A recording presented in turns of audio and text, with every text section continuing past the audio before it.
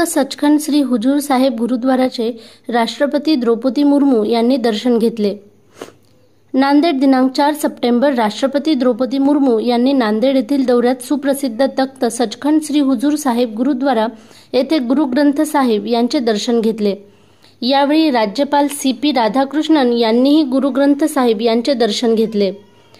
यावेळी तख्त सचखंड श्री हुजूर साहेब गुरुद्वारा बोर्डाच्या वतीने राष्ट्रपती द्रौपदी मुर्मू, राज्यपाल CP राधाकृष्णन यांचा पारंपरिक पद्धतीने शाल श्रीफळ देऊन सन्मान करण्यात आला। या प्रसंगी राष्ट्रपती महोदयांच्या कन्या इतिश्री याही उपस्थित होत्या। त्यांचाही यावेळी गुरुद्वारा बोर्डाच्या वतीने सत्कार करण्यात आला।